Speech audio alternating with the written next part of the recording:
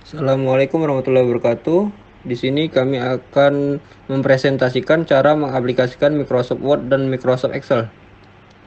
Baiklah, sebelumnya kami akan mengenalkan anggota kami. Saya Andika Abimayu. Yang kedua, Juan Pius Bremanda Tarigan. Tiga, Muhammad Albal Rashid. Yang keempat, Muhammad Zaki Arifin. Dan yang terakhir, M. Sultan Parhiansah.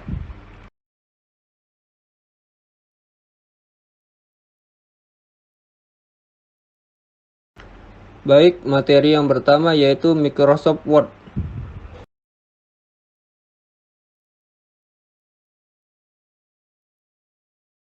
Microsoft Word 2010 adalah salah satu perangkat lunak yang digunakan untuk mengolah kata dan merupakan bagian dari Microsoft Office 2010. Perangkat lunak ini biasanya digunakan untuk berbagai keperluan penulis, baik dalam bentuk laporan, skripsi, tugas, dan lain-lain. Yang pertama, pengenalan Microsoft Word 2010. Pada Microsoft Word 2010 terdapat beberapa fitur yang baru atau telah ditambahkan dan beberapa fitur yang telah dihilangkan dari versi sebelumnya. Perubahan terbesar terlihat pada penggantian ribbon command line, file, edit, view, insert di Office 2003. Tombol Office pada Office 2007 dihilangkan dan diganti dengan File tab.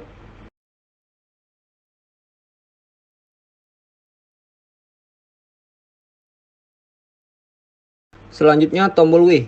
Tombol W digunakan untuk memudahkan pengguna mengecilkan layar, minimize, membesarkan layar, atau keluar, close dari Word.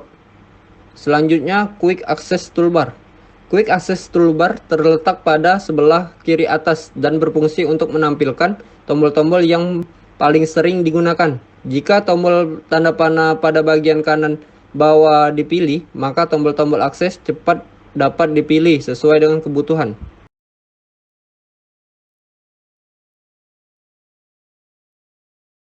Selanjutnya File tab. Pada File tab Word 2010 akan terlihat pada layar berupa informasi tentang dokumen yang sedang dikerjakan seperti ukuran file, jumlah kata, dan jumlah halaman, seperti gambar di bawah ini. Membuat dokumen baru. Pada Microsoft Word 2010, untuk membuat dokumen baru dilakukan dengan cara mengklik File tab, klik New, kemudian klik dua kali pada blank dokumen. Pembuatan dokumen baru juga dapat dilakukan dengan memilih template. Template yang ingin digunakan dapat dipilih langsung dari sampel template yang tersedia pada menu Available Template ataupun diunduh secara online melalui internet.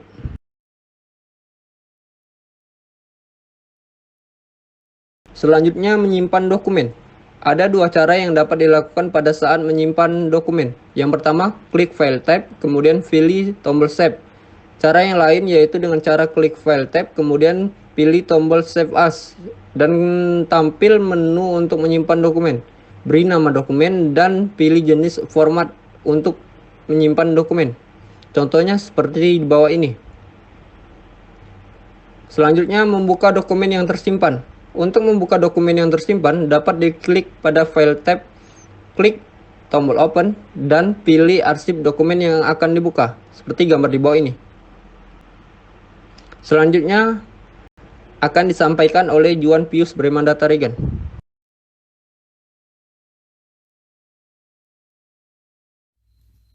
Baiklah, di sini saya Juan Pius Bremanda Tarigan akan melanjutkan materi dari teman saya.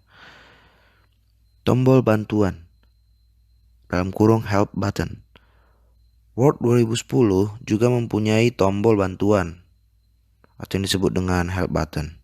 Memberikan informasi tambahan mengenai Word 2010, tombol bantuan berupa tanda tanya dan dapat ditemukan pada bagian kanan atas layar. Itu seperti gambar di bawah. Kemudian File tab Resend. Tombol pada File tab memudahkan pengguna untuk membuka atau mencari dokumen yang tersimpan. Jika pengguna tidak sengaja menghapus atau menutup Word, maka pengguna dapat membuka kembali dokumen tersebut dengan cara mengklik tombol Recover unsave dokumen pada bagian bawah halaman.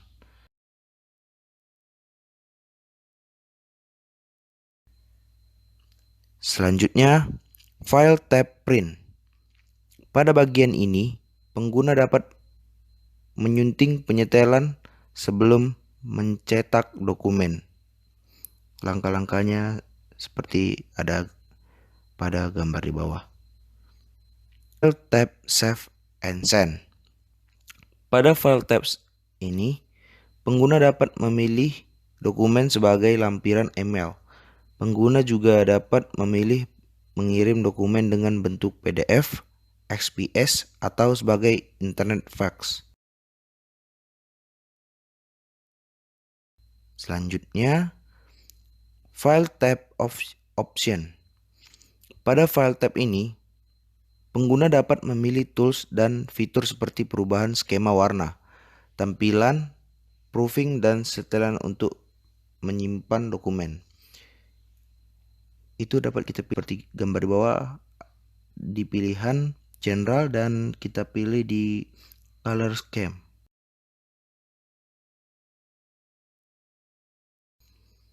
Selanjutnya, ribbon. Ribbon berfungsi untuk menampilkan menu dan toolbar pada bagian depan sehingga mudah untuk diakses. Ribbon terbagi dalam beberapa grup seperti clipboard, font, paragraph, and style, dan lain-lain. Setiap grup terdapat icon segitiga pada bagian kanan bawah yang dapat diklik untuk menampilkan menu tambahan. Sebagai contoh, pada gambar 2.13, dipilih segitiga pada kolom font, maka akan tampil menu-menu lengkap yang bisa digunakan untuk memilih dan mengedit jenis huruf font yang ingin digunakan. Itu dapat kita lihat juga di gambar 2.14. Selanjutnya, format paragraf dan teks. Word 2010 mengasumsikan beberapa default pada saat membuat dokumen baru, seperti pada pengaturan paragraf dan baris atau spasi pada kalimat. Pengaturan paragraf, kejajaran tulisan, dan spasi dapat disunting pada bagian kolom paragraf. Pada paragraf dapat ditambahkan pengaturan poin, bold, dan penomoran, atau disebut dalam bahasa Inggris yaitu numbering. Apabila pada pengaturan tidak ada yang mengalami perubahan, maka gaya dan style diatur menjadi normal. Itu dapat kita lihat di gambar 1.15, kemudian di gambar untuk style itu di gambar 1.16. Selanjutnya, insert tab. Ada beberapa tool yang terdapat pada insert tab seperti halaman page, table, illustration, header, dan footer, teks, dan simbol. Pada kolom page, pengguna dapat memilih beberapa menu seperti tampilan cover yang diinginkan dan sesuai dengan format yang tersedia. Menambah halaman kosong yang baru, atau disebut dengan blank page, membuat halaman baru dari posisi terakhir. Kolom table digunakan untuk membuat tampilan table pada dokumen.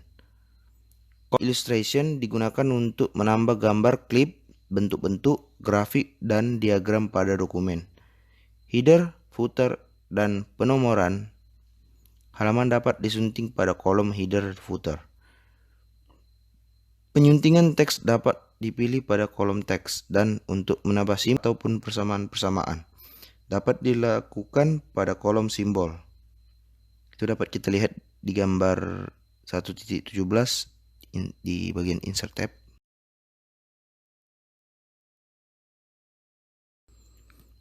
Selanjutnya, page layout tab. Pada page layout tab, pengguna dapat mendesain dokumen sesuai dengan tema dan skema warna, batas ukuran dokumen yang disebut margin, orientasi dokumen, tampilan background, halaman, dan paragraf dapat dikatakan dengan keinginan ataupun kebutuhan pengguna. Itu contohnya ada di gambar 1.18. Kemudian reference tab. Reference tab merupakan cara cepat untuk memasukkan daftar isi, footnotes, citations, and bibliography, caption gambar, index, dan table of authorities. Itu contohnya dapat kita lihat juga di gambar 1.19 yang ada di bawah. Oke, selanjutnya dapat dilanjutkan oleh teman saya Albal Ar-Rashid. Baiklah, saya akan melanjutkan materi selanjutnya. Yang pertama, mailing tab. Secara umum, mailing tab ini berfungsi untuk membuat surat secara massal dengan format dan isi yang sama namun pada tujuan yang berbeda. Beberapa grup yang terdapat pada mailing tab adalah create, mail, merge, write, and insert fields, preview result, dan finish. Dan mailing tab ini juga digunakan untuk pencetakan amplop dan label. Untuk selanjutnya, review tab. Berdasarkan gambar di bawah ini, kolom proving ada satu kolom yang paling sering digunakan pada review tab. Setelah menyelesaikan dokumen, pengguna dapat mengecek ejaan ataupun tata bahasa yang digunakan dengan mengaktifkan tombol spelling dan grammar. Tombol research mempermudah pencarian kata-kata yang sudah ditandai. Tombol thesaurus digunakan untuk mencari sinonim kata atau kata lain dengan arti yang sama. Tombol word count digunakan untuk melihat statistik dari jumlah halaman, jumlah kata, jumlah paragraf, dan lain-lain. Selanjutnya, view tab. Bisa dilihat gambar di bawah ini. View tab ini digunakan untuk melihat tampilan dokumen dalam beberapa bentuk seperti print layout, full screen reading, web layout, outline, dan draft. Pengguna juga dapat menampilkan garis ukur dan grid lines pada dokumen. Selanjutnya, kesalahan ejaan dan tata bahasa. Seperti gambar di bawah ini, pada saat mengetik kata-kata, Word akan memberikan peringatan jika terjadi kesalahan pada ejaan atau tata bahasa dengan cara memberi garis bawah pada teks dengan warna garis merah, hijau, atau biru. Garis merah mengindikasikan ada kesalahan ejaan atau Word tidak mengenali kata-kata yang diketikkan, seperti nama, tempat. Garis hijau berarti Word merekomendasikan untuk memperbaiki tata bahasa yang digunakan. Garis biru berarti kata-kata sudah dieja secara benar, tapi kurang tepat pada saat menjadi kalimat. Contoh, kita mengetik to, tapi kata yang seharusnya adalah to.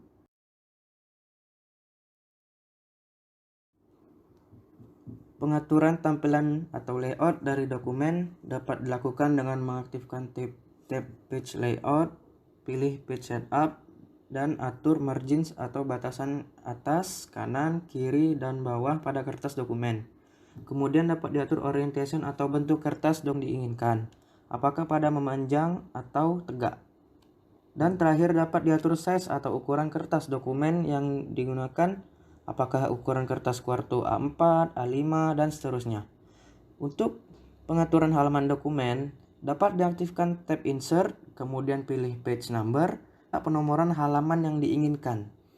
Penomoran halaman juga dapat diatur pada bagian header dan footer jika diinginkan penomoran halaman dengan bentuk tertentu.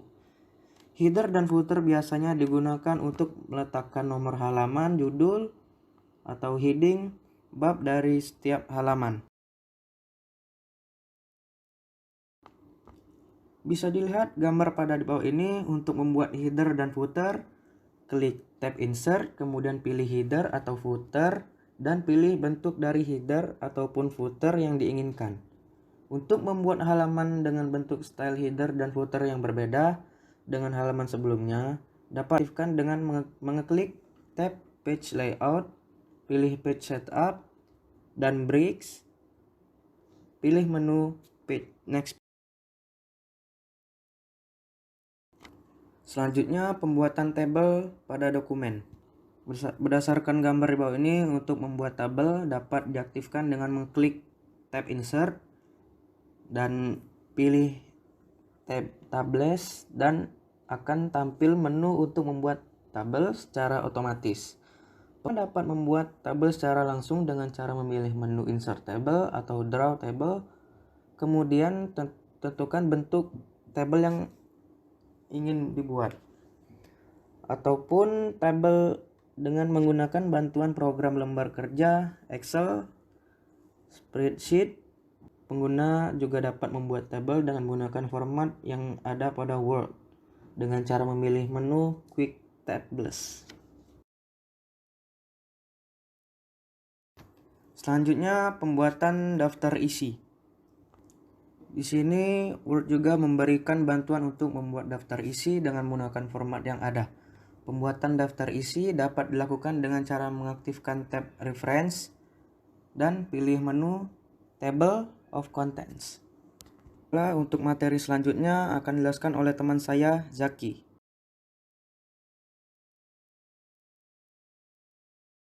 Assalamualaikum warahmatullahi wabarakatuh. Di sini saya akan menjelaskan dan melanjutkan presentasi tersebut.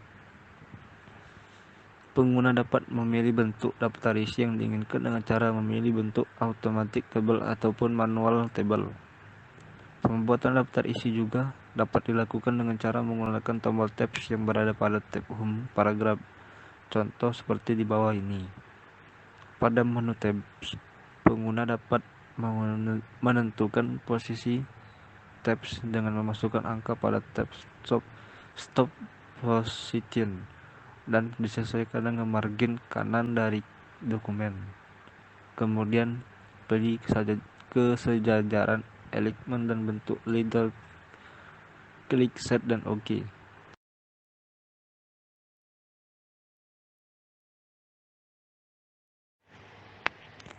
5. Pencetakan dokumen. Jika dokumen telah selesai dan siap untuk dicetak, pengguna dapat menampilkan halaman print dengan memilih tab print ataupun dengan menekan Ctrl+P pada keyboard. Pengguna juga dapat mengetik beberapa ketentuan jika dibutuhkan seperti number of copy, printer range, size of the paper, collection.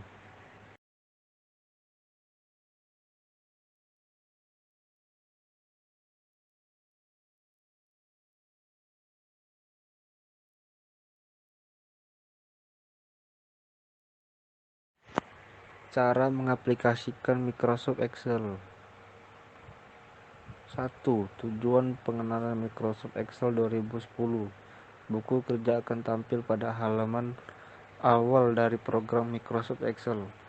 Pengguna dapat memilih tab File, klik New, pilih jenis buku kerja yang akan digunakan, kemudian klik tombol Create yang ada di bawah ini. Ada 2 teknik untuk membuat buku kerja, yaitu 1. Membuat buku kerja kosong. 2. Membuat buku kerja dengan menggunakan template yang ada.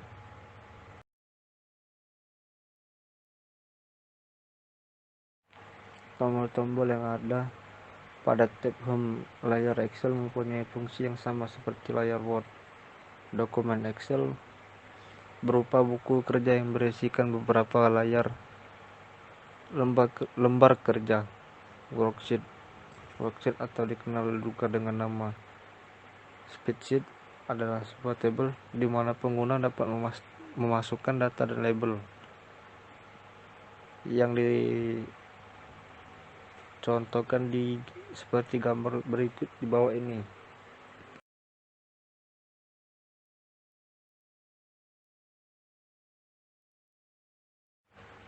Baris, rows, columns, dan sel. Pada Excel terdapat banyak kolom dan baris. Sel merupakan bagian dari huruf kolom dan nomor baris. Pada formula bar akan ditampilkan sel yang sedang aktif. Memasukkan data pada lembar kerja. Sebelum memasukkan data pada Excel, pengguna harus memahami jenis-jenis data yang ada dan bagaimana cara memasukkan label teks, angka, tanggal, dan waktu. Ada beberapa data pada Excel, yaitu teks, nilai logika, dan formula.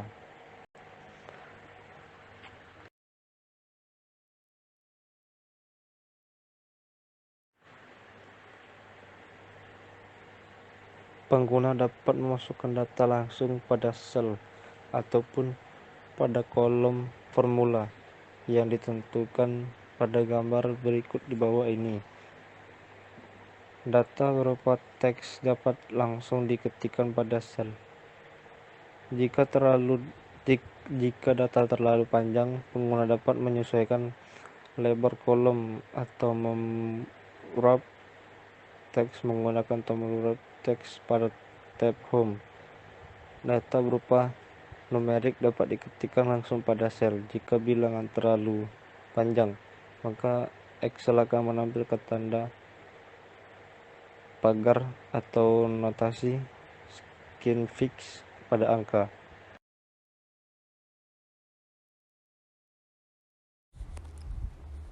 Dan di sini saya akan memperjelaskan cara menggunakan autofill. Pengguna dapat memasukkan data dengan format yang sama secara otomatis dengan cara menarik kursor pada bagian sel akan disalin, seperti gambar di bawah ini. Dan pengguna juga dapat memilih beberapa pilihan tombol autofill dengan mengeklik kanan pada mouse. Beberapa pilihan yaitu seperti gambar di bawah ini.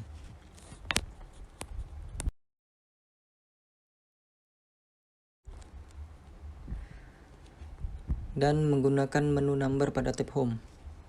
Excel memberikan 5 tombol format pada tab Home, yaitu accounting number format, percent style, comma style, increase decimal, dan decrease decimal, dengan fungsi sebagai berikut.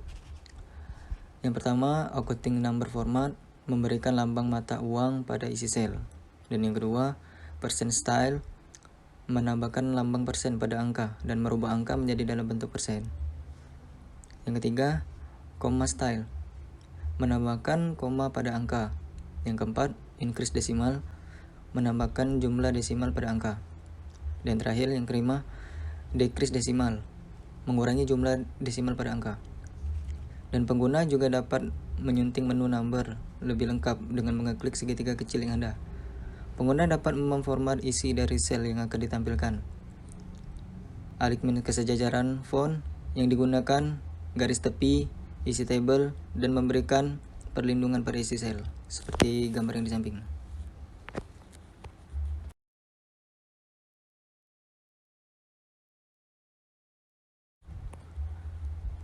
Dan perhitungan dengan Excel. Program aplikasi lembar kerja Excel juga menggunakan operator aritmatika dalam menyelesaikan operasi perhitungannya seperti persen, perpangkatan, perkalian, pembagian, penjumlahan, dan pengurangan. Pengguna juga wajib mengetik tanda sama dengan sebelum memasukkan persamaan atau melakukan perhitungan. Jika tidak, maka Excel akan menganggapnya sebagai sebuah kata atau sebuah angka dan bukan sebuah perhitungan. Sebagai contoh, lakukan perhitungan untuk soal di bawah ini dengan menggunakan Excel. Koefisien korelasi person digunakan untuk menghitungkan hubungan dari sekumpulan data XI dan YI dengan menggunakan persamaan, seperti gambar di bawah ini.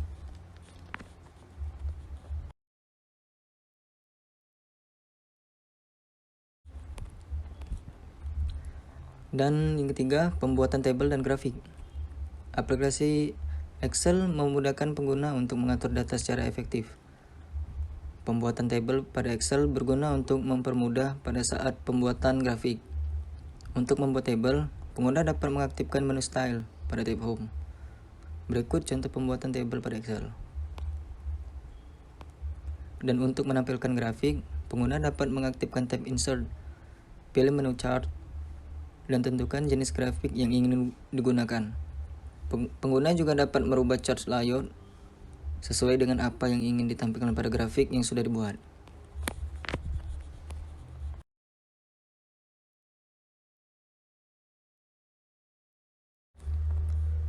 Dan yang keempat, penggunaan fungsi. Setelah memasukkan data pada lembar kerja, pengguna dapat membuat formula perhitungan dari data tersebut. Untuk membuat formula, dimulai dengan mengetik tanda sama dengan, dan dilanjutkan dengan mengetik persamaan yang akan dihitung.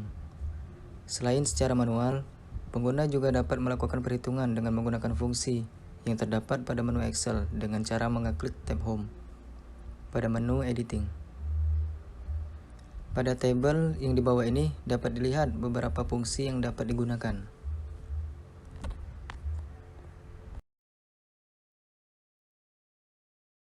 Dan untuk fungsi tambahan dapat diaktifkan dengan cara memilih menu More Function seperti gambar di bawah ini.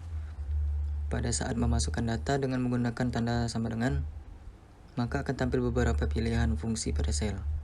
Jika data sebagai referensi yang dimasukkan ke dalam sel tersebut disalin dan ditempel ke sel yang lain, maka data tersebut akan bersifat relatif atau berubah sesuai dengan letak sel.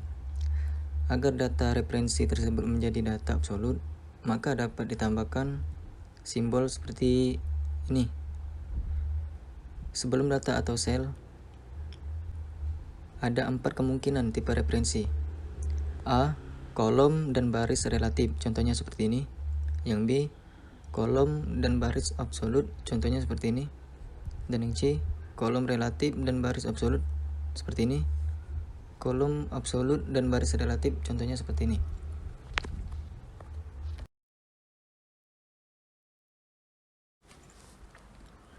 Dan yang kelima, kode kesalahan. Beberapa kode kesalahan yang dapat ditemukan pada saat menggunakan aplikasi lembar kerja yaitu pada tabel yang di bawah ini. Kode kesalahan yang umum terjadi. Yang nomor 1, kode kesalahannya yang seperti ini. Keterangannya lebar kolom kurang dan tidak dapat menampilkan nilai pada sel. Yang kedua, kode kesalahan yang seperti ini. Keterangannya kesalahan jenis data yang dimasukkan. Data yang dimasukkan berupa teks, sedangkan yang dibutuhkan berupa nilai numerik. Dan yang ketiga, kode kesalahan yang seperti ini. Keterangannya formula berisikan teks yang tidak dikenali oleh Excel. Dan yang keempat, kode kesalahan yang seperti ini. Keterangannya formula berisikan referensi sel yang tidak ada atau telah dihapus. Dan yang kelima, kode kesalahan yang seperti ini. Keterangannya nilai data dibagi 0.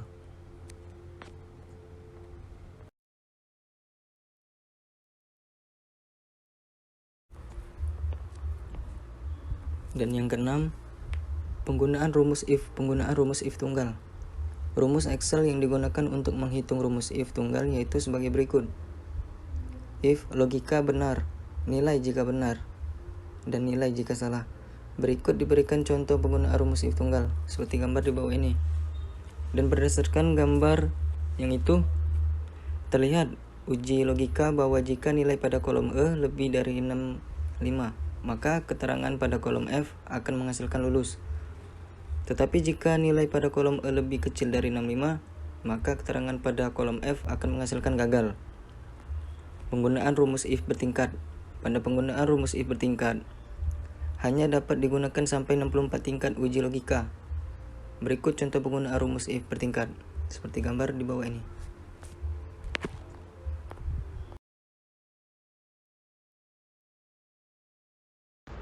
Baik, sekian presentasi dari kelompok kami.